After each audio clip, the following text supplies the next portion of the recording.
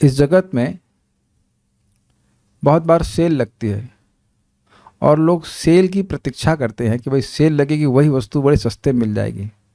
तो जैसे कंपनियों को सेल देने में, सेल लगाने में अच्छा लगता है, ऐसे भगवान को भी सेल लगाने में अच्छा लगता है। और भगवान कार्तिक के महीने में अपनी कृपा की सेल लगा रहे हैं। तो आप कार्तिक महीना कल से शुरू होने वाला है, भगवान दामोदर को बहुत प्रिय है और उसकी महात्म्य के बारे में हम आज पढ़ेंगे। समझाने के लिए कम है, समझने के लिए बहुत है। समझ में आया कुछ? मुझे कुछ समझाना नहीं है, जो लिखा है वो समझ में आ गया, उसके बाद करना शुरू कर देंगे तो समझ में आ गया है।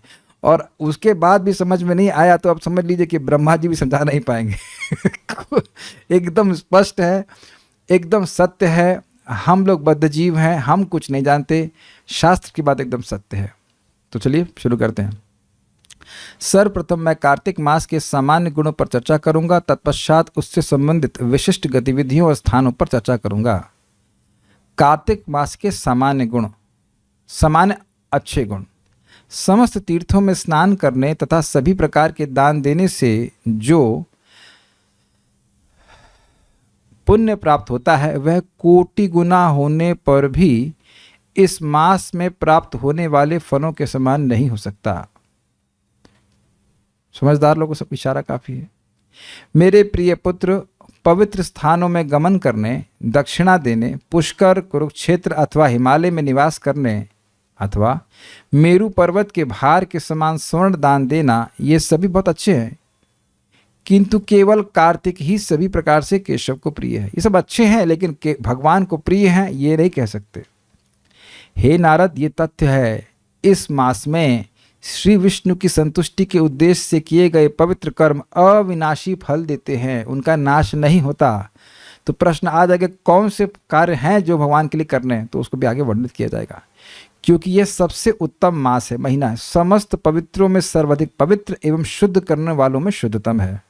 हे नारद, कार्तिक मास के समय प्राप्त होने वाले पुण्य एवं पाप नदियों, पर्वतों तथा महासागरों के समान है, क्योंकि वे कभी समाप्त नहीं होते। ये क्या मतलब है भाई? पुण्य नदी की धारा कभी रुकती है, पर्वत वही है ना जब से हैं, और महासागर भी कभी कम नहीं होते। तो उसी अर्थ में कह रहे हैं कि जो पुण्य यहाँ पे कमा लिया वो एकदम स्थिर रहता है, स्थिरता के अर्थ में बताया जा रहा है। पाप का क्या मतलब है? अब जो भगवान विष्णु की उपासना नहीं करता तो उसको बहुत बड़ा दोष लगता है, ये अर्थ है।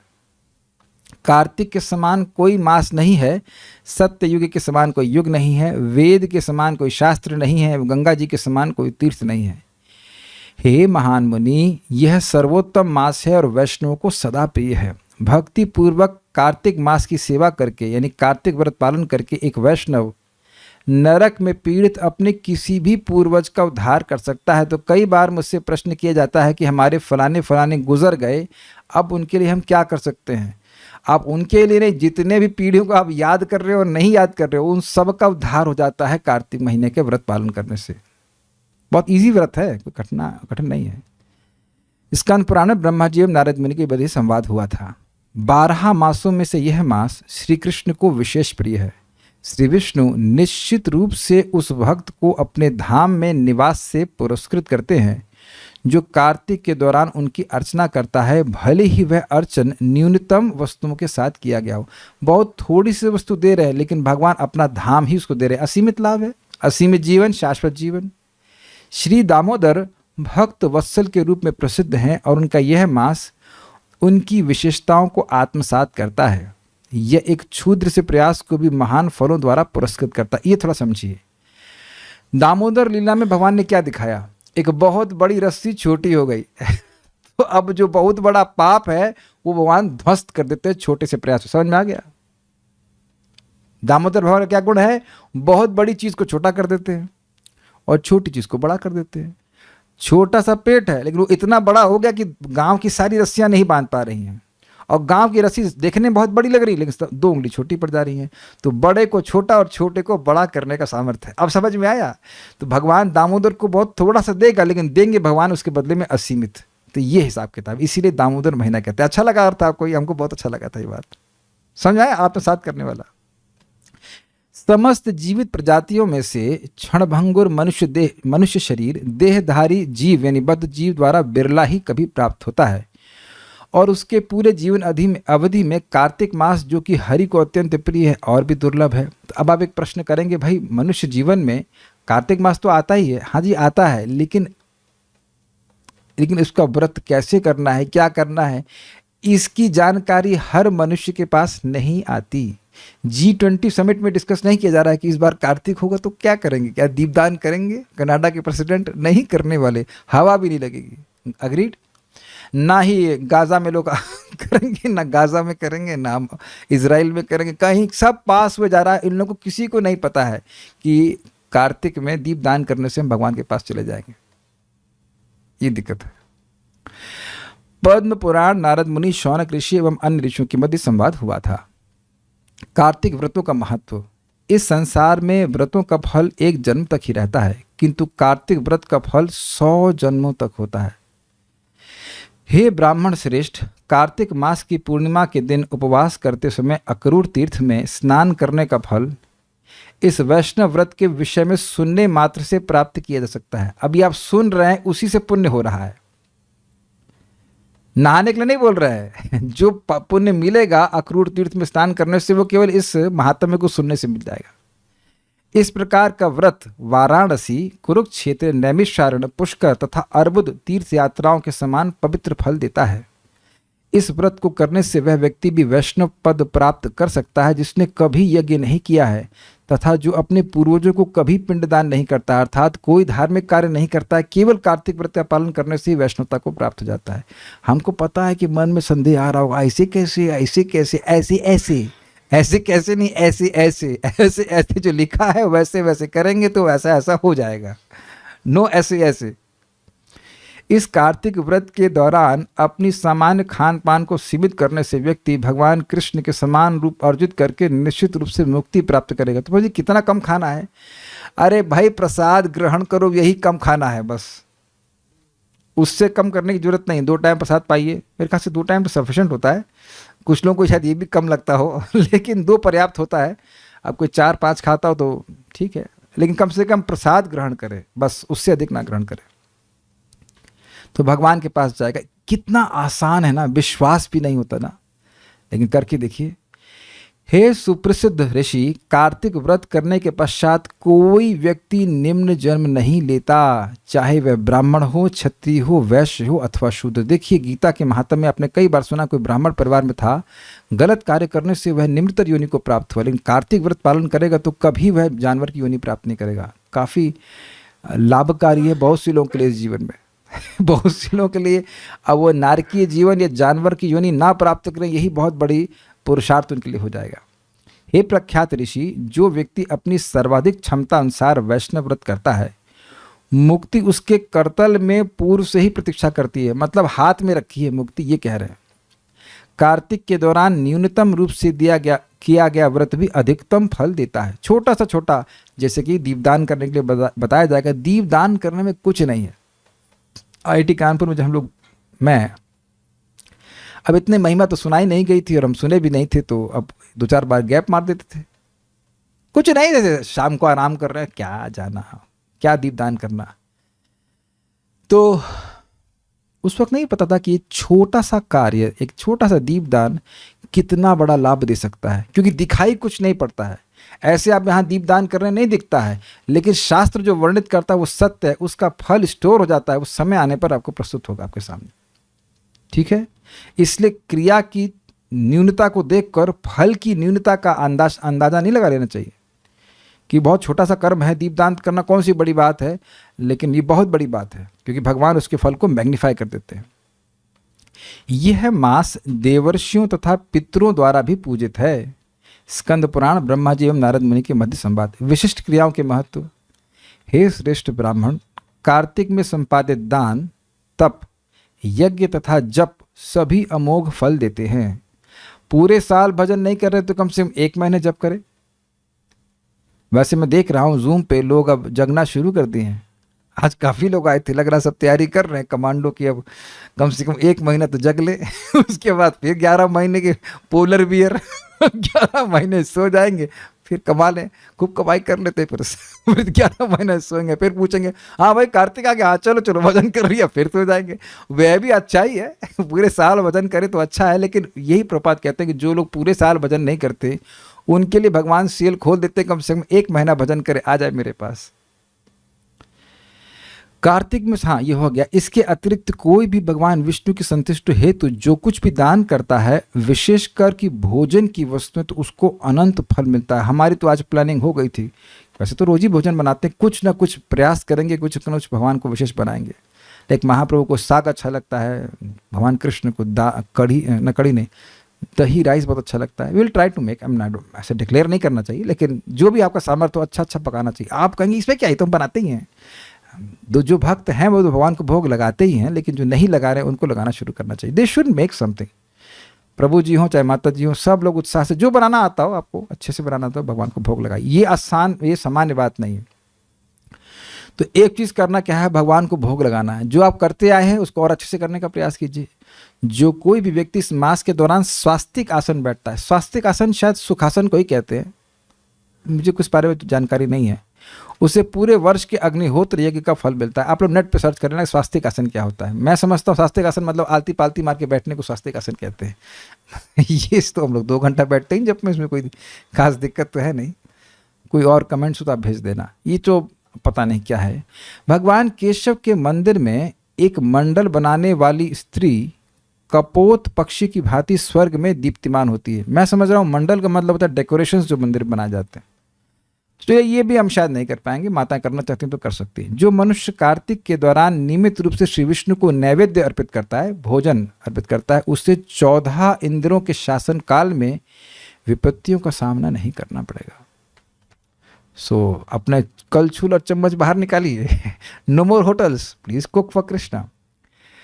कार्तिक के दौरान तिल का दान करना, नदी में स्नान करना, भक्तों का प्रवचन सुनना, भक्तों का प्रवचन सुनना, भक्तों का प्रवचन सुनना, ये बहुत महत्वपूर्ण है। भागवत सुनना, भक्तों की सेवा करना, उन्हें सुखी करना तथा ब्रह्मपत्र पर भोजन करना मोक्ष प्रदान करते हैं, जब इस मास में किए जाते हैं। इस मास में ब्रह्मपत्र क्या होता है हमको नहीं पता, स्टील की प्लेट पे खाने वाले हैं।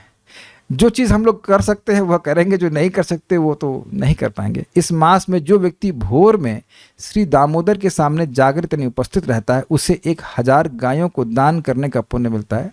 मान लो से मंगल आरती में चले गए स्नान करके, तो ये है। अब भक्त लोग तो रोज जाते ही हैं, लेकिन जो गैप कर रहे हैं उनके लिए और प्रोत्साहन है कि चले जाएं, खड़े हो जाएं। तथा जो रात्रि के अंतिम याम के दौरान जागृत होता है, उसे श्री विष्णु का धाम प्राप्त होता है। अंतिम याम समझते हैं, वो जो 3 बजे से 6 बजे का समय है, उस समय जागृत हो जाना, उसी को लास्ट प्रहर कहते हैं ना। तो कहेंगे ये तो हम लोग करते ही हैं। हाँ तो करते रहो, चले जाओगे भगवान के पास। जो भक्त लोग कर रहे हैं वो करते रहें, और जो नहीं कर रहे हैं वो स्टार्ट करें। वैसे भी 1 महीना कोई कार्य करते हैं तो उसकी आदत बन जाती है, तो अगर ऐसा करता रहेगा तो जिंदगी भर ही फायदा होगा। भक्तों की सेवा करना, भक्तों के भोजन के लिए दान करना, गौओं को चारा खिलाना, पवित्र प्रवचन का श्रवण। ये पवित्र प्रवचन अखबार का प्रवचन, न्यूज़ का प्रवचन नहीं है, वो अपवित्र है। पवित्र का मतलब भगवद गीता, श्रीमद् भागवतम का। तो कहेंगे ये तो हम रोज करते हैं। हाँ तो करते हैं तो करते रहो। इसीलिए कोई भक्त कह रहा था क्या स्पेशल करना है, कुछ स्पेशल नहीं कर रहा है, जो आप कर रहे हैं उसको करते रहिए बस। जो भक्त लोग हैं जो कर रहे हैं, श्री विष्णु की आराधना करना तथा रात्रि के अंतिम 3 घंटों के दौरान जागरण आदि कार्तिक व्रत कलयुग में दुर्लभ है। कोई करता नहीं, जो करेगा तो भगवान के पास चला जाएगा। ठीक है। सुबह तो सब लोग उठते ही हैं, 3 बजे 4 बजे उठ ही जाते हैं सभी लोग का मतलब भक्त सभी। रविवार को सूर्य ग्रहण के समय सन्निहाटे झील, अब ये स्पेलिंग मिस्टेक हो सकती, कौन सी झील हमको नहीं पता, कुरुक्षेत्र में स्नान करने का जो पुण्य है वह कार्तिक में 1 बार के स्नान से प्राप्त होता है। मतलब कहीं भी स्नान कर रहे हैं तो आपको पवित्र जल का स्नान करने का लाभ मिलेगा, चाहे अपने बाथरूम में ही कर रहे हैं। ये बात है। हाँ 1 बार के स्नान से मिल जाता है, मतलब सुबह स्नान कर लिया तो उसी से पुण्य मिल जाता है। हे महान ऋषि, श्री कृष्ण के सबसे प्रिय मास कार्तिक के दौरान पितरों को अर्पित किए गए अन्न एवं जल का शाश्वत महत्व है। हे नारद, इस मास को केवल संगीत की क्रीड़ा में व्यतीत करने वाला भी कोई पुनः जन्म नहीं ले सकता। मैंने इसे व्यक्तिगत रूप में देखा है। अब इसका मतलब ये नहीं है कि हम फिल्मी गानों पे नाचेंगे। इसका मतलब है कि मान लो कीर्तन हो रहा है और उसमें व्यक्ति नाचने लग जाए तो भगवान के धाम जाएगा। भगवान से विमुख कोई डिस्को में नाचेगा कार्तिक में तो भगवान के पास नहीं पहुंच पाएगा। ये बात थोड़ा सा यहाँ पे समझ लेनी होगी। संगीत मतलब भक्तों कीर्तन हो रहा है, उसे कुछ पता नहीं है, वो संगीत की तर्ज हो रही है, उसमें मृदंग बज रहा, जोर से नाचने लग गया तो भी भगवान के पास चला जाएगा। ये बात बोल रहा है।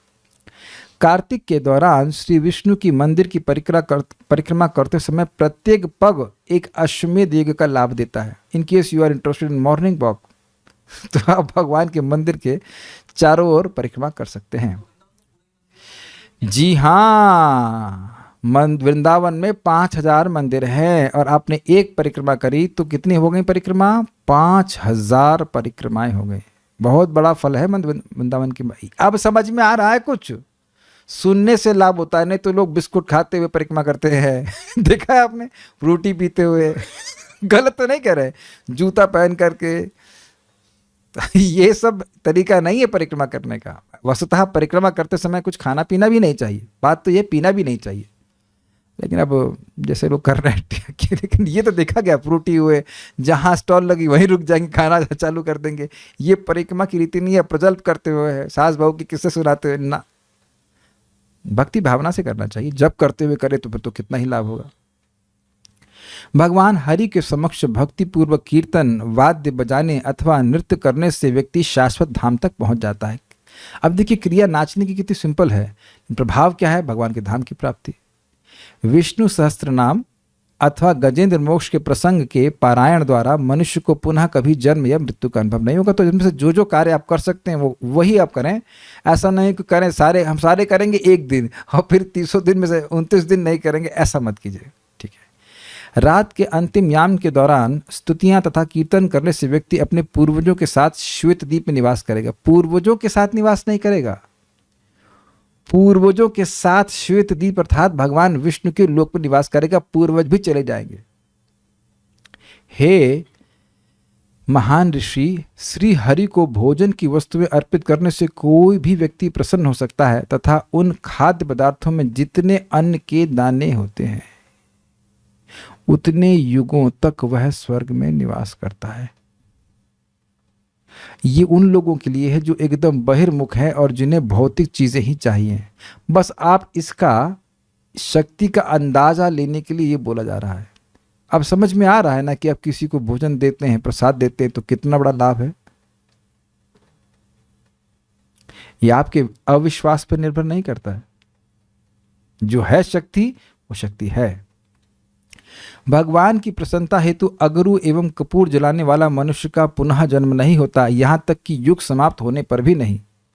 मतलब बार बार युग आएगा जाएगा लेकिन वह दोबारा जन्म नहीं लेगा, ये बोल रहे हैं। अब कपूर तो बहुत महंगा नहीं आता है, अगरू शायद नहीं मिलता आजकल ना, मिलता होगा। कपूर तो सर्वत्र अवेलेबल है। तो दीपक के ऊपर जो भगवान दीपक अर्पित करेंगे उसमें कपूर लगाकर अर्पित कीजिएगा। केवल कपूर नहीं उसमें घी भी होना चाहिए, घी या तिल का तेल, और अर्पित कीजिए। इसके अतिरिक्त जो व्यक्ति इस मास में विष्णु कथा का श्रवण करते हैं उनके लिए प्रत्येक अर्ध श्लोक मतलब आधा श्लोक अथवा चौथाई श्लोक 1/4 धर्म क्षेत्रे कुरुक्षेत्र, ये हो गया 1/4।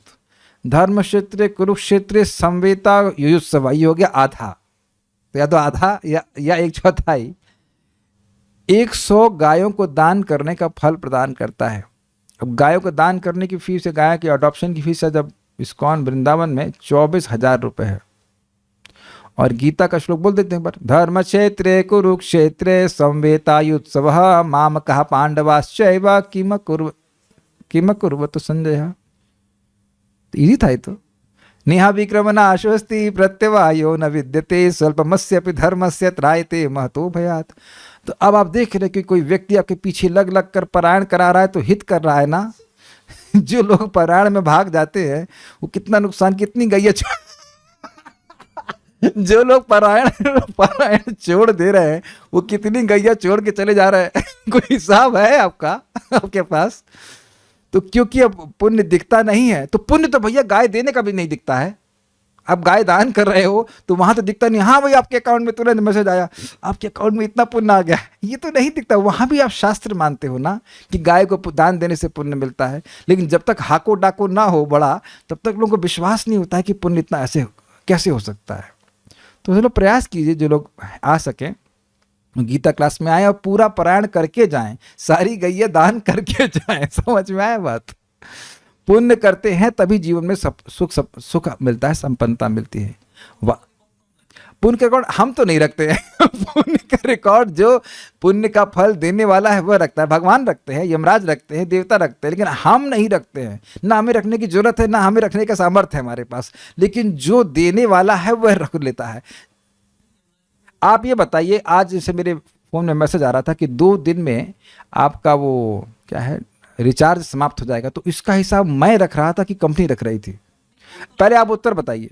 कंपनी रख रही थी, तो कंपनी को रखने दो ना। कंपनी को रखने दो ना, आप क्यों चिंता कर रहे हैं? समझ में आ रहा है कि नहीं? आप लोग यहाँ फंड वंड में कुछ इन्वेस्ट कर देते हैं तो वो मैनेज करें, वो देंगे अपने समय से, है ना? तो पुण्य करना हमारा कर्तव्य, भगवान व्यवस्था करते हैं, उनकी व्यवस्था से वो सब स्टोर होता है, जहां भी स्टोर होता हो, लेकिन मिलता है उसी के अनुसार मिलता है व्यक्ति को।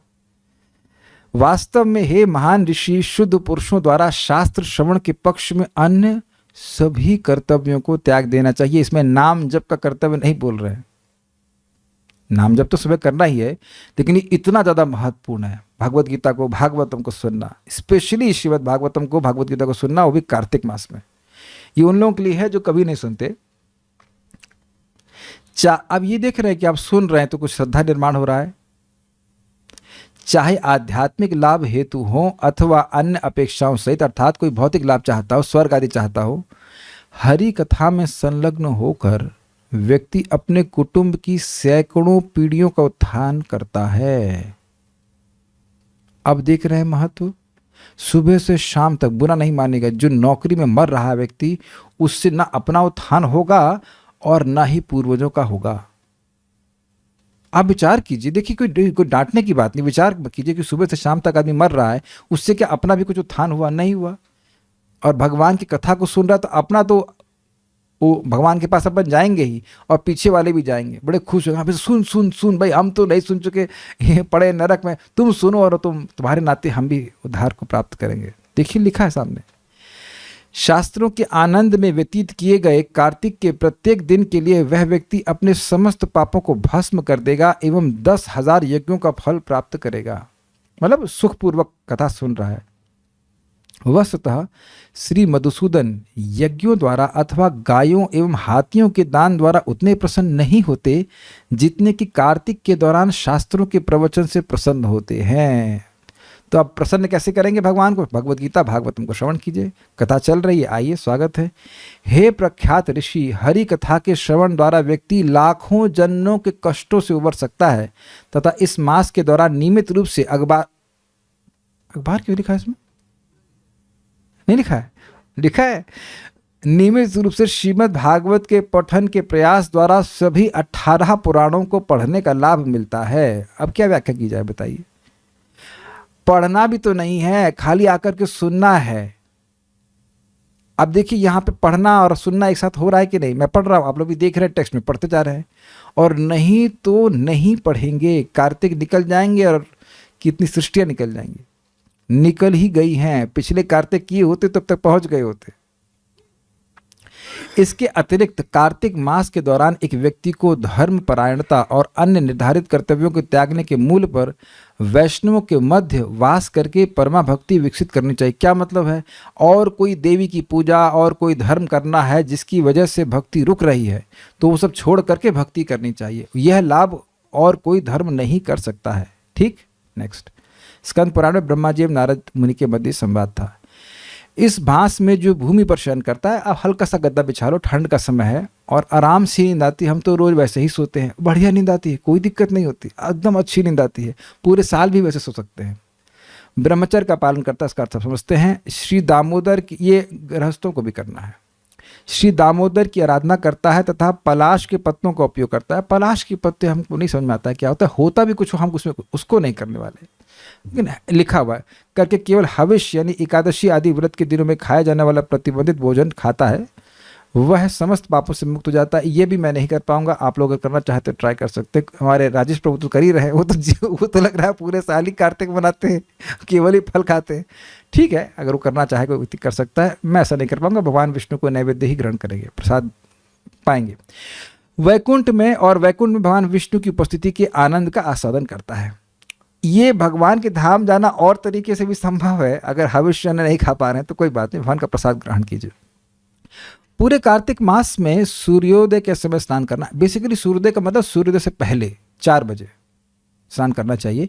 इंद्रियों को वश में करना, जप करने एवं हविष्य ग्रहण करने से मनुष्य समस्त पापों से मुक्त हो जाता है। एक दिन में केवल एक बार भोजन करने से वह प्रसिद्ध, प्रबल एवं साहसी बन जाता है। ये मुझे बनना नहीं है तो मैं 2 बार खाता हूँ। नहीं भाई, जो हमसे हो नहीं सकता वह नहीं कर सकते, जो करना चाहे तो वो कर ले, अच्छी बात है।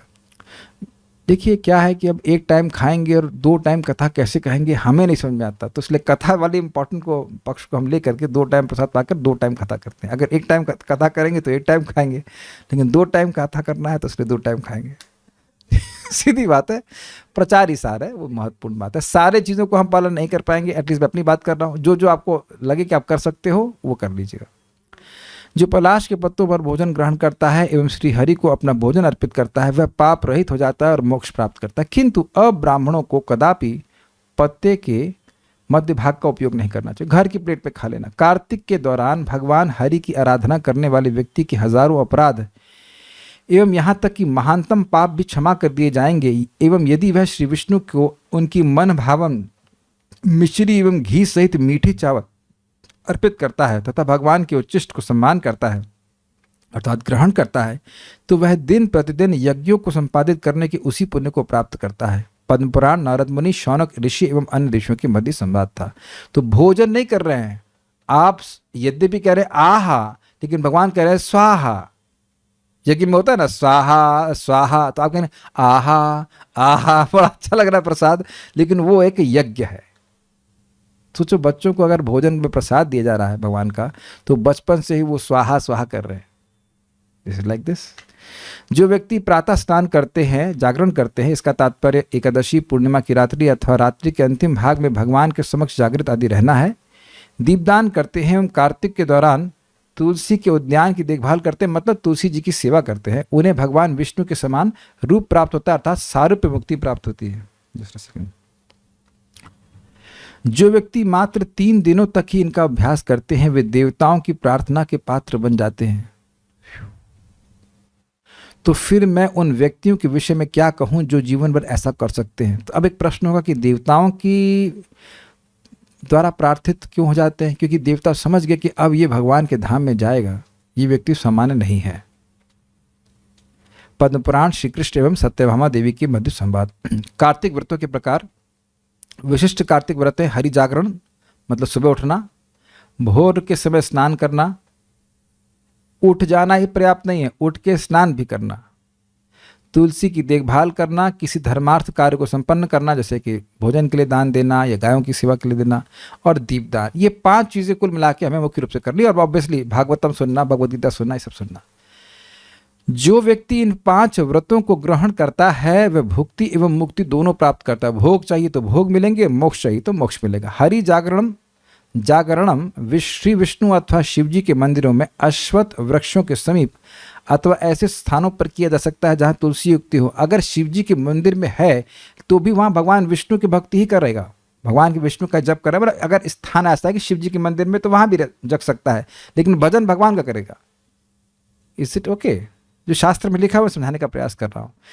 जिस व्यक्ति को अपने अपमार्जन हेतु, यानी कि अपने को पवित्र करने के लिए, साफ करने के लिए प्रक्षालन जल नहीं मिल सकता, नहाने के लिए जल नहीं मिल रहा है, नल में पानी नहीं है, अथवा जो अस्वस्थ है, बेचारा बुखार है, उसे भगवान विष्णु के नाम का जप करके स्वयं को शुद्ध करना चाहिए। लेकिन अगर जल है और अगर बीमार नहीं है और फिर कहे कि मैं नाम करके शुद्ध हो जाऊंगा, तो ये गलत बात है, आलस है। यदि कोई धर्मार्थ कार्य समय पर पूरा नहीं किया जा सकता है तो वह व्यक्ति कार्य के अनुपात में ब्राह्मणों को भोजन करा सकता है। बड़ा कार्य करना चाहता था तो अधिक ब्राह्मणों को भोजन कराए, और इस प्रकार अस्थायी रूप से अपना व्रत पूरा कर सकता है। यदि कोई दीपदान करने में असमर्थ है तो वह अन्यों के दीप को पुनः ज्वलित करने अथवा उसे वायु से बचाने का प्रयास कर सकता है। मान लीजिए कुछ ऐसा है कि वो नहीं कर पा रहा है, तो लोगों ने जो दीप जलाए उसको वायु से बचाए। एक बात ध्यान रखना कि दीप जो आप दान कर रहे हैं उसको खुद नहीं बुझाओगे, दूसरे का भी नहीं बुझाओगे और स्वयं का भी नहीं बुझाएंगे। ये हम बहुत पहले सिखाए थे, तो फिर यहाँ याद दिला दे रहा हूँ कि जो दीप आप भगवान को अर्पित करते हैं उनको बर्थडे कैंडल की तरह वो नहीं करेंगे। वो मजाक की बात नहीं कि कर दिया, वो अपने आप बुझ जाए तो ठीक है। ये क्लियर समझ में आ रहा है? उसको ऐसे स्थान पर रखें कि वो अपने आप बुझ जाए, खुद नहीं बुझाना है अपने भूख से। और ना ही उसका उपयोग किसी और चीज़ के लिए करना है कि गैस जलाने के लिए या किसी भी तरह, जो मैं संभावना बोल रहा हूँ कि किसी तरह से वो जो दीप भगवान को अर्पित है बस वो उसका उपयोग और किसी चीज़ के लिए नहीं होना चाहिए। वो भगवान का प्रसाद है, ठीक है। तुलसी के पौधों की अनुपस्थिति में व्यक्ति इनके अतिरिक्त वैष्णव और ब्राह्मणों की सेवा कर सकता है। और यदि 5 व्रतों में से कोई भी व्रत संभव ना हो तो ब्राह्मण, गाय, अश्वत्थ अथवा वट वृक्ष की सेवा द्वारा वह तब भी अपना व्रत पूर्ण कर सकता है। पद्म पुराण, श्री कृष्ण एवं सत्यभामा के वत संवाद। अब हम मुख्य बात करते हैं दीपदान की विशेषता। तो ये सारे व्रत मान लो कठिन लगते हो तो दीपदान तो बहुत आसान है। एक बात ध्यान रखेंगे, दीपदान गंदी अवस्था में नहीं हो सकता कि मुंह से लार बह रही है, उठ रहे उठे उसके बाद दिया दीपदान शुरू ना। इसलिए अच्छा होगा, हम जो सब भक्तों के लिए जूम पे महसूस कर रहे हैं कि 7:15 बजे भगवान की दर्शन आरती दिखाई जाती है। बड़े आसानी से आप गौर निताय कृष्ण बलराम राधे श्याम का दीपदान कर सकते हो। सब तक सब लोग स्नान कर ही रहे होते हैं मोस्टली, और नहीं कर ही लेते तो कर लीजिएगा। ये बिना स्नान किए गंदी गंदी तरीके से आप दीपदान नहीं कर सकते, ध्यान रखना इस बात का। और ये भी नहीं कि एक ही दीप लिया उसको बिना धुले हुए दोबारा स्नान उसको अर्पित कर रहे हैं। एक आपके पास मान लीजिए मेटल का दीपक है तो उसको आप धुल करके दोबारा इस्तेमाल करें। कुछ भक्तों को बात लग रही हो कि मैं क्यों बोल रहा हूँ, लेकिन हो सकता है कुछ बात को नहीं पता हो, उसी को बार बार यूज़ करते रहते हैं और साफ नहीं करते। ये गलत बात है। दीपदान की विशेषता, कार्तिक में दीपदान करने से लाखों कल्पों में संचित पाप क्षण भर में नष्ट हो जाते हैं। एक कल्प कितना लंबा होता है? 43 लाख गुणा 1000 साल ब्रह्मा जी का दिन होता है ना, और लाखों कल्प का मतलब समझ लीजिए 365 गुणा 100 होता है ना, तो कितना होगा? 3,65,000। और कह रहे लाखों, मतलब ब्रह्मा जी के कितने दिन मान लीजिए आयु जोड़ लीजिए, उतने कल्पों में जो उतने जीव मतलब समय में जो पाप हुए वह भी क्षण भर में नष्ट हो जाते हैं। अब यह सुनकर के तो बिल्कुल ये सब क्या है, कौन मानता है, ये सब नहीं होता, ऐसे करते रहो। तो भैया तुम ही ब्रह्मा हो, पहले तो आप बताएं आपकी पदवी क्या है, आपका पोर्टफोलियो, आप ब्रह्मा के हैं, आप ब्रह्मा है कि सब जानते हैं, शास्त्रीय बात को खंडन करोगे? हम लोग बेवकूफ़ हैं, पहले ये माने, यही हमारी बुद्धिमानी, हम कुछ नहीं जानते। बस जो लिखा है शास्त्र में धुआंधार दीपदान करना है। अगर कदाचित एक दिन भूल जाओ तो 2 अगले दिन 2 करिए, 3 करिए, 4 करिए। अरे दिक्कत क्या है भाई, 1000 रुपये का घी लग जाएगा, क्या फर्क पड़ता है? हे महान ब्राह्मण, इस दीप के महत्व को सुनो जो केशव को प्रिय है। इस मास में दीपदान करने से व्यक्ति पुनः धरती पर जन्म नहीं लेता। तो क्या स्वर्ग में लेगा? अरे मतलब कहने का यह है कि जगत में ही जन्म नहीं लेगा, ये अर्थ। यह दीपदान सूर्य ग्रहण के दौरान कुरुक्षेत्र में एवं चंद्र ग्रहण के दौरान नर्मदा में उपलब्ध समस्त लाखों को लाखों गुना बढ़ाकर प्रदान करता है। ये भाषा समझ में आई? जो पुण्य मिलेगा कुरुक्षेत्र में सूर्य ग्रहण के समय एवं चंद्र ग्रहण के समय नर्मदा में मिलेगा, उसको लाखों लाखों गुना बढ़ा दीजिए तो वह पुण्य देने वाला है। दीपदान कितना आसान है, इसमें तो मतलब कितना आसान है, मीन जस्ट सिंपल नहीं। हे महर्षि, जो इस मास में घी अथवा तिल के तेल के दीपक जलाता है उसके लिए अश्वमेध यज्ञ का क्या महत्व है? वो तो सब उसके अकाउंट में आ गया, लेकिन अच्छा घी यूज़ कीजिएगा। अरे प्रभु जी, अच्छा घी तो 1000 रुपये का आता है, तो 1000 रुपये भी नहीं है आपके पास। अभी अभी देखिए क्या लिखा, कहा कि अभी देखिए क्या लिखा हुआ है, अभी देखना क्या लिखा हुआ है। भगवान को इस दीप अर्पण द्वारा सभी निर्धारित क्रियाएं, भले ही मंत्र अनुष्ठान एवं स्वच्छता से रहित ही क्यों ना हो, सिद्धि को प्राप्त होती हैं। समझ में आया? दीप अर्पण कर दिया तो अब अन्य क्रियाएं कर रहे हैं, उसमें कोई न्यूनता भी है, कुछ कमी भी रह गई तो वह भी पूरी हो जाती है। इतना भगवान प्रसन्न हो जाते हैं। जो कोई भी कार्तिक मास के दौरान केशव को दीप अर्पित करता है वह वास्तव में सभी प्रकार के स्नान एवं यज्ञ समारोहों को करने वाला है। तो आपने ये क्यों कहा कि स्नान करो, तो एक ये चीज़ महत्वपूर्ण है, लेकिन ये भी तो महत्वपूर्ण है कि भगवान को आप अर्पित कर रहे हैं तो शुद्ध अवस्था में रहना चाहिए, देवता होकर के भगवान की पूजा करनी चाहिए, गद्दे तरह से नहीं। तिलक लगा उसके तो बहुत अच्छी बात है, सुबह तो तिलक भी लगा सकते हैं, है ना। तथा दूसरी ओर तीनों लोकों के सभी पवित्र कर्म प्रभावित नहीं होते हैं यदि यह कार्तिक दीप भगवान केशव के समक्ष नहीं जला जाता है। मतलब ये नहीं अर्पित करना, ये भगवान का बड़ा अनादर है, ये बात है। हे ब्राह्मण, अनादिकाल से पूर्वज प्रार्थना कर रहे हैं, यदि इस दीपदान द्वारा भगवान केशव को प्रसन्न करने वाला कोई वंशज हमारे वंश में प्रकट होगा, यानी माता जी या प्रभु जी, तो हम सभी निश्चित रूप से उन भगवान की कृपा से मुक्त हो जाएंगे जिनके हाथ में चक्र विद्यमान है। तो अब आप कहिए कि श्राद्ध कर रहे हैं कि नहीं कर रहे हैं, वो अलग बात होगी, लेकिन यहाँ आप दीपदान कर रहे हैं तो कितने पूर्वजों का उद्धार हो रहा है उसकी गिनती नहीं कर सकते हैं।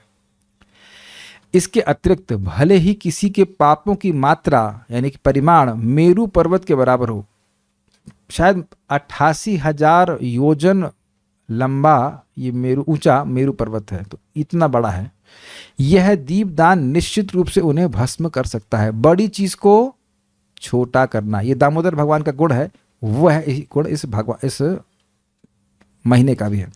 चाहे यह भगवान वासुदेव के मंदिर में हो अथवा किसी के निजी आलय में। देखिए कितनी बड़ा लाइसेंस दे दिया है। नहीं तो देखिए अब हमारे इस्कॉन मंदिर वृंदावन में तो बहुत भीड़ होती है, बहुत ज़्यादा भीड़ होती है, तो व्यक्ति बड़ा संकोच में पड़ जाएगा। पहले के मतलब सालों में तो अब मतलब कुछ घुस भी पाते थे, अब तो घुसना ही संभव नहीं है। तो आप लोग को निराश होने की ज़रूरत नहीं है, भगवान सर्वत्र सर्वदा हर जगह विद्यमान है। स्क्रीन पे भी आप अर्पित कर सकते हैं, और यह जरूरी नहीं है कि आप शाम को ही करें। अभी तक हमने ऐसा नहीं पढ़ा है कि आप शाम को ही करो, आप सुबह भी अर्पित कर सकते हो, आप मंगल आरती के समय कर सकते हैं, आप दर्शन आरती में कर सकते हैं, कभी भी कर सकते हैं, किसी भी समय कर सकते हैं। ये बिल्कुल क्लियर समझ लीजिएगा। तो मंदिर में भीड़ है तो घर में तो भीड़ नहीं है ना, घर में कर लीजिए, घर में भगवान का फोटो है वहाँ पे अर्पित कर सकते हैं। यह दीप अर्पण अद्भुत फल देता है, तो मंदिर में करो या आप घर में करो, कहीं पे भी कर सकते हो। वास्तव में जो व्यक्ति भगवान मधुसूदन के समक्ष इस दीप को जलाता है वह भाग्यशाली और गौरवशाली होता है, क्योंकि तीर्थ स्थानों में सैकड़ों यज्ञ एवं स्नान भी इस दीपदान से तुरंत प्राप्त होने वाले फल के समान नहीं हो सकते। तुरंत फल देने वाला है। अब फल दिखेगा कुछ समय के बाद, लेकिन पुण्य तुरंत अकाउंट में ट्रांसफर हो जाता है। जैसे मैं कहूँ कि आप आपको पेमेंट करेंगे मतलब कुछ समय के बाद, लेकिन ट्रांसफर तुरंत कर दे आपने, देखेंगे आप कुछ समय के बाद। कुछ लोग होता है ना, कभी कभी गुप्त रूप से आपको अकाउंट में ट्रांसफर कर दें पैसा, तो आपने 15 दिन के बाद देखा, लेकिन ट्रांसफर तो उसी दिन हो गया था। ठीक है, यस।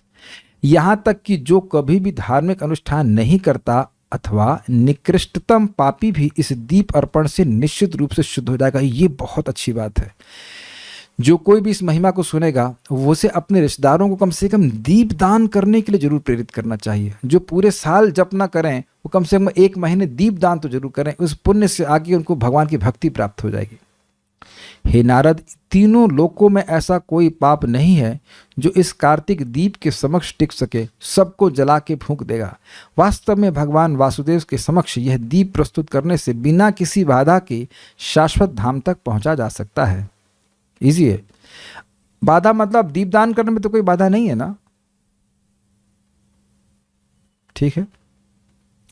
अब मैं तुम्हें उस व्यक्ति के द्वारा अर्जित पुण्य के विषय में बताऊंगा जो पूरे कार्तिक में अथवा विशेष रूप से द्वादशी के दिन कपूर के साथ दीप अर्पित करता है। अभी तक दीपदान, अब थोड़ा एलिमेंट और जोड़ दी, थोड़ा पैसा और खर्च करें, थोड़ा कपूर बुरक दे उसके ऊपर, जल्दी से चलेगा, अच्छा चलेगा, तो कपूर और ऐड कीजिए। नारद, समस्त असंख्य पूर्वजों सहित किसी के कुटुंब के सभी जन्म ले चुके अथवा भविष्यत जन्म लेने वाले सदस्य अपनी इच्छा अनुसार दीर्घ काल तक स्वर्ग में आनंद लेंगे एवं भगवान हरि जिनके हाथ में चक्र है उनकी कृपा द्वारा मुक्ति प्राप्त करेंगे। तो पूर्वजों का उद्धार होगा दीपदान से, और उसमें कपूर भी ऐड करेंगे तो फ्यूचर जनरेशन का भी उद्धार हो जाएगा। यह सीख रहे हैं तो थोड़ा कपूर भी खरीद लीजिएगा भाई, है ना। कोई अगर ऑब्जेक्शन करे, मम्मी पापा क्या कर रहे हो, पापा आपके उद्धार के लिए कर रहे हैं, आप तो करेंगे नहीं, आपके लिए हम ही दीप जला रहे हैं। इस मास में हे ब्राह्मण, जो व्यक्ति जुए के लिए भी, अब तो आप लोगों को बात विश्वास ही नहीं होगी, इस मास में हे ब्राह्मण, जो व्यक्ति जुए के लिए भी भगवान केशव के मंदिर को दीपों से प्रज्वलित करता है, वह अपने कुटुंब को 7 पीढ़ियों तक शुद्ध कर देता है। ऐसे करना नहीं है, मतलब जुए में ताश के पत्ते दिख नहीं रहे हैं तो कम से कम थोड़ा दीप जला दें भाई, जरा देखे कि ये इक्का आया कि बादशाह आया, तो वो बादशाह बन जाता है। समझ में आया? नहीं हो रहा ना विश्वास, लेकिन हम इसीलिए हम ऐसे बोलते तो आप विश्वास ही नहीं करते, शास्त्र सामने रख करके बोल रहे हैं। 7 पीढ़ियों तक शुद्ध कर लेता है। तथा जो लोग इस कार्तिक दीप को भगवान विष्णु के मंदिर में जलाते हैं, वे संतति मतलब संतान, सुप्रतिष्ठा एवं प्रसिद्धि से समृद्ध होंगे। जिस प्रकार घर्षण किसी भी लकड़ी में निहित अग्नि को प्रकट कर देता है, उसी प्रकार यह दान निसंदेह किसी भी कार्य में विद्यमान धर्म को प्रकट करता है। बड़ी स्पष्ट बातें हैं। हे श्रेष्ठ ब्राह्मण, निर्धन को भी पूरे महीने पूर्णिमा तक इस दीप अर्पण की व्यवस्था करनी चाहिए, भले ही ऐसा करने के लिए उन्हें अपना शरीर बेचना पड़े, क्योंकि इतना पुण्य है कि वो संभाल नहीं पाएगा। वैसे भगवान की दया ऐसी होगी सभी के ऊपर कि इतनी हालत ऐसी नहीं है कि अब शरीर बेच करके दीप जलाना पड़े।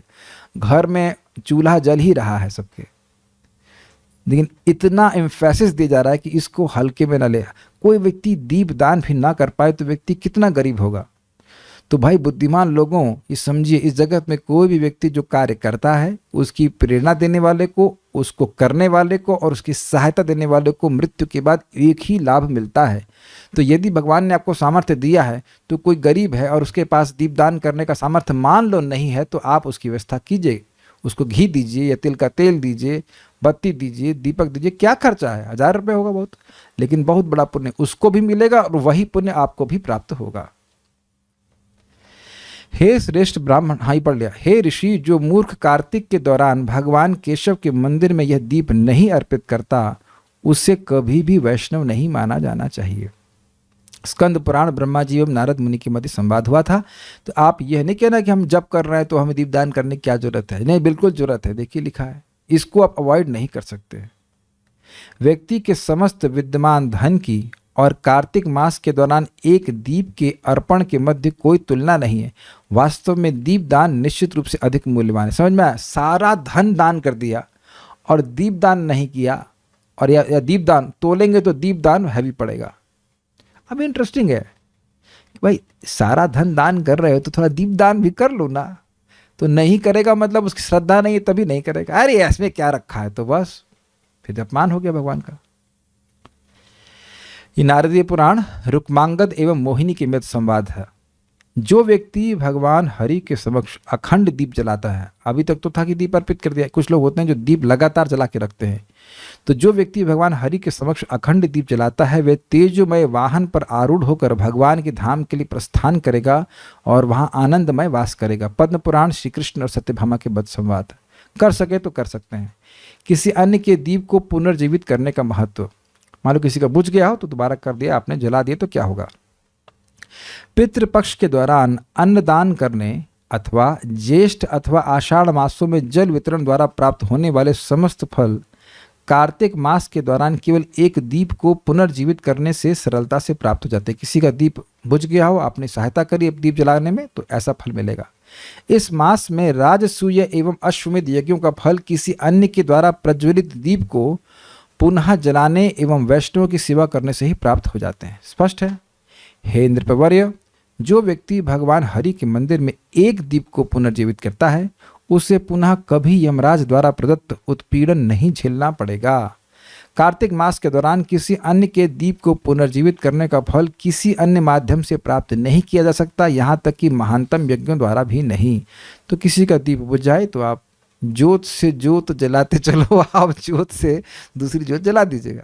सुना है ना भजन आपने? एक बार, अब बड़ी सुंदर कहानी सुनिए। एक बार एक मूषक मतलब होता है चूहा, चूहा ने भी दुर्लभ मानव शरीर प्राप्त किया और एकादशी के दिन एक दीप को पुनर्जीवित करने के पश्चात परम गंतव्य को प्राप्त किया। नोट देखिए, यह प्रसिद्ध घटना पद्म पुराण कार्तिक महात्म्य में वर्णित है। एक बार एक मंदिर में एक चूहे ने दीपक की बाती पर अपने दांत गड़ा दिए, जो लगभग बुझ गया था। देखा, उस पर अंदर आंच होती है लेकिन अग्नि नहीं होती प्रकट। इससे उसकी मूंछों में आग लग गई और इस प्रक्रिया में दीपक को पुनर्जीवित करते समय वह मर गया क्योंकि वह जल गया। फिर उस मूषक को मनुष्य के रूप में उसके पुनर्जन्म में मुक्ति प्राप्त हुई। फिर उसको क्यों कि वो उछला, तो उछला तो क्या किया, दीप दान उसने भगवान को कर दिया। तो चूहों से तो श्रेष्ठ ही हैं हम लोग। ऐसे उदाहरण इसलिए दिए गए हैं कि कोई कहे कि हम अगर निम्न हैं, हम नहीं कर सकते, तो क्या चूहा हो? चूहे से तो अधिक बुद्धि है ना। तिल का तेल का क्या रेट है? 120 रुपए litre, I don't know, may be 200 रुपए लीटर, 200 रुपए लीटर। 1 लीटर तेल भी आप नहीं फूंक पाएंगे पूरे महीने में। तो किसी की कमी हो तो किसी से मांग के कर लीजिए, कहीं अगले जन्म में दे देंगे हो। कुछ तो बोल दीजिएगा। 100 रुपए किसके पास नहीं है बताइए? मैं कहा से मंदिर में तो फ्री है ना, हमारे मंदिर में। स्कंद पुराण ब्रह्मा जी एवं नारद मुनि के मध्य ही संवाद था। मंदिर के गोपुरम पर दीप जलाने का महत्व। शिखर दीप, गोपुर जो होता है वह गेट होता है मंदिर का, जो मुख्य आपने देखा होगा बड़े बड़े गेट होते हैं, उसको गोपुर कहते हैं। तो वहां पे भी दीप जलाए, तो ये लिखा है, अब ना भी कर पाए तो भी लिखा है, उसको पढ़ लेते हैं। हे महान ऋषि, जानिए कि पापों का भंडार तब तक द्रवित होता रहेगा जब तक मंदिर के शिखर पर दीप चमकता रहेगा। सागर की कमर पट्टिका समेत संपूर्ण पृथ्वी को, मतलब पृथ्वी मान लो एक स्त्री है तो उसकी पेटी, उसके बेल्ट जो है वो सागर है, तो ऐसा बोला जा रहा है।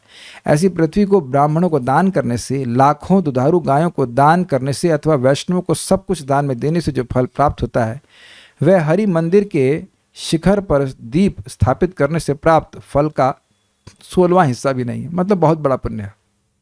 इसके अतिरिक्त तो जो व्यक्ति गोपुरम पर अथवा मंदिर के भीतर दीप स्थापित करता है, वह अपने वंश में सैकड़ों पीढ़ियों को धार करता है, भले ही वह दत्तक संतान हो, अर्थात अडॉप्टेड सन हो, उसका गोद लिया गया हो। तथा जो लोग अति भक्ति पूर्वक भगवान केशव के देदीप्यमान मंदिर की प्रशंसा करते हैं, उनके कुटुंब में कोई भी नरक का अनुभव नहीं करेगा। ओह कितना सुंदर बनाया है मंदिर, ऐसा बोलेगा तो भी कोई नरक नहीं जाएगा। एक मनुष्य को भगवान विष्णु को दीप अर्पित करते हुए देखकर देवता भी सोचते हैं, मुझे उनका सानिध्य कब मिलेगा। देवता सोच रहे हैं कि इस व्यक्ति का, जिसने भगवान को दीप अर्पित किया है, उसका सानिध्य मुझे कब मिलेगा। वस्तुतः इंद्र का पद भी इस शिखर दीप अर्पित करने वाले व्यक्ति की पहुंच में है। अगर वो बनना चाहेगा इंद्र तो बन जाएगा। तो क्या तुरंत इंद्र बनाएंगे? नहीं, थोड़ा समय लगेगा, लेकिन बन जाएगा अगर उसकी इच्छा है तो। स्कंद पुराण ब्रह्मा जी एवं नारद मुनि के मध्य संवाद। दीपों की माला के महत्व, यानी दीपमाला श्रृंखला अगर आप दीप लगा रहे हैं, तो जो व्यक्ति भगवान विष्णु के मंदिर के भीतर तथा बाहर दीपमाला की व्यवस्था करता है। आज दीपावली है क्या? आज ही है क्या? नहीं, आज शरद पूर्णिमा। जब भी दीपावली होती है तो आप देखेंगे लोग दीपक जलाते हैं। पटाखे कोई भक्त नहीं जलाएगा। आपने कहीं इसमें लिखा है कि कार्तिक के महीने में जो पटाखे जलाता है उसका कोई पुण्य नहीं मिलता है, उससे केवल इनऑस्पिशियसनेस होती है। दीपक जला सकते हैं, ठीक है। जो व्यक्ति भगवान विष्णु के मंदिर के भीतर तथा बाहर दीपमाला की व्यवस्था करता है, उसे शंख और चक्र के साथ भगवान के समान रूप प्राप्त होगा। तो घर के मंदिर के आसपास आप दीपक लगा सकते हैं with all the precaution for fire, देख लीजिएगा। इसके अतिरिक्त उन्हें आश्वासन दिया गया है कि उनके पारिवारिक वंश में सैकड़ों हजारों व्यक्ति नरक में नहीं जाएंगे। हे ऋषि, जो भगवान विष्णु के मंदिर के भीतर और बाहर दीपमाला की व्यवस्था करता है, वह उन्हीं दीपों द्वारा प्रकाशित पथ पर परम धाम के लिए प्रस्थान करेगा। स्कंद पुराण ब्रह्मा जी एवं नारद मुनि के मध्य संवाद। जो व्यक्ति कार्तिक के दौरान और विशेष रूप से एकादशी के दिनों में जब भगवान उत्थान करते हैं तथा द्वादशी में भी एक सुंदर दीपमाला की व्यवस्था करता है, वह अपनी कांति द्वारा चारों दिशाओं को प्रकाशित करता है और एक प्रकाशमान वाहन प्रस्तुत होकर ब्रह्मांड को अपनी शारीरिक कांति द्वारा उज्ज्वल करता है तथा उसने जितने घी के दीपकों की व्यवस्था की थी, उतने हजारों वर्षों तक वह विष्णु लोक में वास करेगा। ये भविष्य पुराण में लिखा है। कहाँ करें कार्तिक का व्रत? सुनना चाहेंगे आप लोग? सुनिए। विशिष्ट स्थानों में संबंधित कार्तिक के महत्व। कार्तिक का महीना ऐसे ही बहुत अच्छा है। अब कहाँ रहकर विशेष रूप से कार्तिक का पालन करना चाहिए वो आपके सामने प्रस्तुत किया जा रहा है। कार्तिक के दौरान जो व्यक्ति तीर्थ में स्नान करता है अथवा भिक्षा देता है, चाहे वह कहीं भी हो, वह अग्निहोत्र यज्ञ का पुण्य अर्जित करता है। तो ये तो अच्छी बात है। और यदि इस पवित्र कार्य में अर्चन भी सम्मिलित हो तो फल और भी अधिक होता है। भगवान का अर्चन करके दान करता है तो और लाभ मिलेगा। यदि कोई इस माह में कुरुक्षेत्र में अथवा गंगा में स्नान करता है तो लाखों गुना अधिक फल प्राप्त होता है। और यदि कोई पुष्कर में स्नान करता है तो उससे भी अधिक फल प्राप्त होता है। अंततः द्वारका में स्नान एवं अर्चन करने से कृष्ण सालोक्य प्राप्त होता है, कृष्ण का लोक प्राप्त होता है। हे एकत्रित ऋषियों, पवित्र सप्तपुरियों में से प्रत्येक पुण्य की समान मात्रा प्रदान करती है। 7 पुरियां थी, हरिद्वार, वाराणसी, मायापुरी है ना, और जगन्नाथपुरी, और थे अवंतिका, उज्जैन, ऐसे करके 7 पुरियां थी। मथुरा भी था उसमें। किंतु मथुरा विलग है क्योंकि केवल वहां भगवान हरि ने दामोदर के रूप में अपना चरित्र प्रदर्शित किया था। दामोदर की लीला यहाँ पे करी थी, इसलिए भगवान अत्यधिक प्रसन्न होते हैं। और निश्चित रूप से मथुरा में कार्तिक व्रत करने वाले को सर्वोच्च पुरस्कार प्रदान करते हैं। ये बात यहाँ के होटल वाले भी जानते हैं। इसीलिए 500 रुपये का रूम आपको मिलेगा 1200 रुपये में, लेकिन वह भी सस्ता है। इस दुनिया में आप लोग कोई यज्ञ कराएं तो कितने रुपए का यज्ञ होता है? आपको कुछ अनुभव है ना यज्ञ कराने का? एक यज्ञ कितने रुपए का होता था मोटा मोटी? 5,000 से स्टार्ट हो गए 5 लाख तक। हाँ, 5,000 से, जैसे श्रद्धा है, 5-6 हज़ार से शुरू करके 5 लाख तक।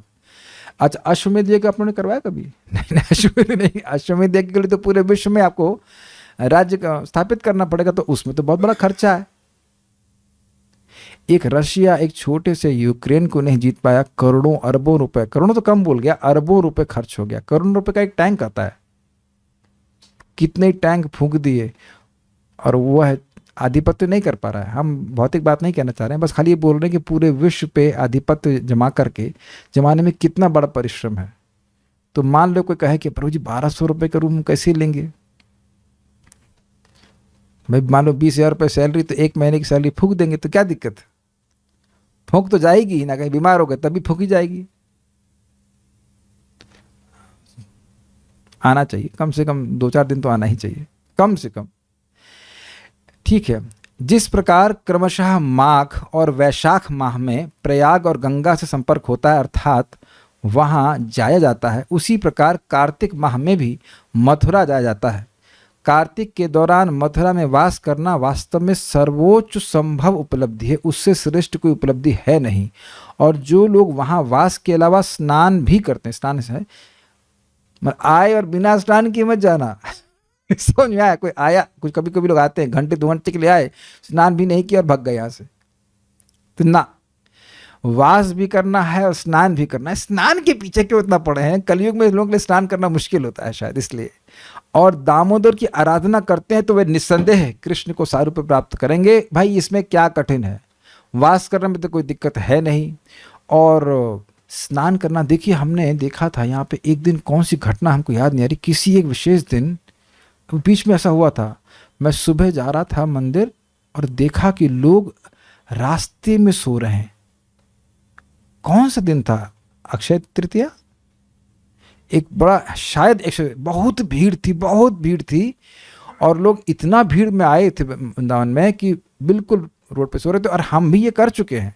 हम लोग गए थे इधर बचपन में, 97 की बात होगी, इधर वैष्णो देवी में। तो यहाँ थक जाता है व्यक्ति चलते चलते, तो वहीं सो जाता है, वहीं जमीन पे जाके सो जाता है।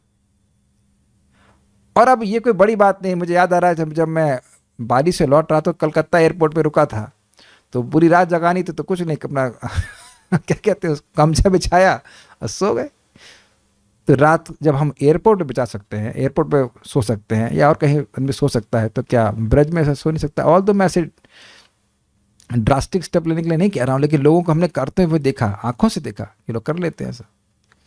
ऐसे तो करना नहीं पड़ा होगा, लेकिन अब बहुत यहाँ एक बात है कि आपको रहने के लिए मिल ही जाएगा, महंगा मिले या सस्ता मिले। लेकिन राधा रानी की ऐसी व्यवस्था होती है कि सबको कहीं ना कहीं मिल जरूर जाता है व्यवस्था। पता नहीं, बहुत व्यवस्था बना रखी है, लेकिन हो जाता है सबकी व्यवस्था। तो कम से कम एक दिन के लिए तो जरूर आना चाहिए भाई। वह निस्संदेह कृष्ण का सारूप्य प्राप्त करेंगे। जो लोग भी सुन रहे हैं उनको ये पता होना चाहिए कि आपको विश्वास है तभी आप सुन रहे हैं, नहीं तो जाओ बंद करो मीटिंग। मैं तो नहीं कर रहा, मैं तो पूरा पढ़ के बंद करूंगा, है ना। तो विश्वास है तो फिर कुछ कर भी दीजिए इस पर। अब एकदम बेचारा घर परिवार में फंसा है, नहीं आ सकता तो फिर एक अलग बात है, फिर तो हम कुछ नहीं कह सकते, लेकिन आ सकते हैं तो कम से कम आना चाहिए। और नहीं तो कम से कम घर में तो कार्तिक आप जरूर अच्छे से अपनाइए। हे ब्राह्मण, यह मथुरा शायद ही कभी लोगों के लिए सुलभ है, क्योंकि केवल यही भगवान स्वयं को उन लोगों को देते हैं जो भक्ति पूर्वक उनकी आराधना करते हैं। अन्यत्र वह अपने उपासकों को भुक्ति और मुक्ति प्रदान करते हैं, भोग और मोक्ष प्रदान करते हैं, ये सच है, किंतु वे उन्हें भक्ति अर्थात वह शक्ति नहीं देते जो उन्हें वश में कर सके। लेकिन मथुरा में भक्ति प्रदान करते हैं। हालांकि जो व्यक्ति कार्तिक के दौरान मथुरा में भगवान दामोदर की एक बार भी आराधना करते हैं, मथुरा में भगवान उचित नियम करते हैं, मथुरा में भगवान उचित नियम मंत्र और सामग्री से रहित अर्चन भी स्वीकार कर लेते।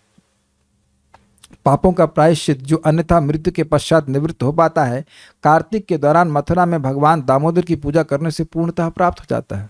सारे पाप समाप्त हो जाते हैं। इसी मास में बालक ध्रुव ने मथुरा में भगवान हरि की आराधना करके शीघ्र ही उनके दर्शन प्राप्त कर लिए थे। हालांकि महान योगियों द्वारा भी उन्हें कदाचित ही देखा जा सकता है। इसी महीने में ध्रुव महाराज ने भगवान को देखा था। मथुरा को भारतवर्ष में सरलता से खोजा जा सकता है। ट्रेनें जाती हैं मथुरा तक, बहुत सारी ट्रेन जाती हैं। दिल्ली वाली तो सारी मोस्टली ट्रेन इधर कलकत्ता बाउंड ट्रेन सब मथुरा होकर जाती हैं, नहीं जाती हैं। डिटेल्स हमको पता नहीं, हम ये मान के चलना है कि मथुरा एक्सेसिबल है। कम से कम नाम तो सुना है, मथुरा मथुरा मथुरा, मथुरा के पेड़े, कुछ तो नाम याद है। और कार्तिक प्रत्येक वर्ष नियमित रूप से आगमन करता है, फिर भी ऐसे मूर्ख हैं जो अभी भी संसार सागर में भ्रमण कर रहे हैं। ऐसा क्यों बोल रहे हैं? मथुरा में आकर कुछ दिन भी कार्तिक का पालन करेगा तो उसको आराम से भगवान के धाम की प्राप्ति हो जाएगी। लेकिन नहीं करेंगे, क्या सोचेंगे, अरे तो हर साल आता है इसलिए मैं कभी नहीं आता, क्योंकि कार्तिक हर साल आता है इसलिए मैं कभी नहीं आता, है ना। अच्छा लॉजिक। साधना माता जी अभी भी मेरठ में है क्या? ओहो, तुरंत कूदिए, तुरंत कार में बैठिए, कल सुबह यहाँ पे धावा बोल दीजिए। At least 1 month should tell your husband bring me here, bring me. नहीं तो आप सीधे आ जाइए, हमारा घर खुला हुआ है, कोई दिक्कत नहीं, you can come and stay, no problem, mother can always stay, no problem. So किसी भी के तरह से व्यक्ति को प्रयास करना चाहिए कि मथुरा में आए। प्रभुपाद चाहते थे कि वृंदावन में भक्त लोग आकर रहें मथुरा में कार्तिक के समय, गौर पूर्णिमा में मायापुर में और कार्तिक में वृंदावन में। कुछ समय के लिए तो कम से कम आए, 2 दिन 4 दिन 5 दिन के लिए तो आए, ठीक है। जब कोई श्री कृष्ण की आराधना उनकी प्रिय राधिका के सहित करता है तो यज्ञ तपस्या एवं अन्य तीर्थ स्थानों की तीर्थ यात्रा का क्या उपयोग है? आराध्यते यदि हरि तपसा तथा किम, ना आराध्यते यदि हरि तपसा तथा किम। अगर भगवान हरि की आराधना कर रहे हो तो तपस्या करने की क्या जरूरत है, और अगर भगवान हरि की आराधना नहीं कर रहे हो तो तपस्या करने की क्या जरूरत है? समझ में आया आपको? अंतर बहिर यदि हरि तपसा तथा किम, ना अंतर बहिर यदि हरि तपसा तथा किम। आपको अंदर और बाहर हरि नहीं दिख रहे हैं, हरि दिख रहे हैं तो तपस्या करने की क्या जरूरत है, और अंदर और बाहर हरि नहीं दिख रहे हैं तो तपस्या करने की क्या जरूरत है? अच्छा श्लोक है ना। जो भगवान की उपासना कर रहा है उसे भगवान को ही आराधना करे, भगवान को प्रणाम करे, भगवान को नैवेद्य अर्पण करे, भोग अर्पण करे, प्रसाद खाए, जप करे, बस यही करने की जरूरत है, और कोई तपस्या करने की जरूरत नहीं है। वस्तुतः कार्तिक के दौरान सभी विद्यमान तीर्थ स्थान, नदियां और झीलें मथुरा में उपस्थित होती हैं। अतः कोई भी मथुरापुरी में एक बार प्रवेश करके ही परम भगवान श्री कृष्ण तक पहुंच सकता है, क्योंकि यह भगवान का जन्म स्थान है।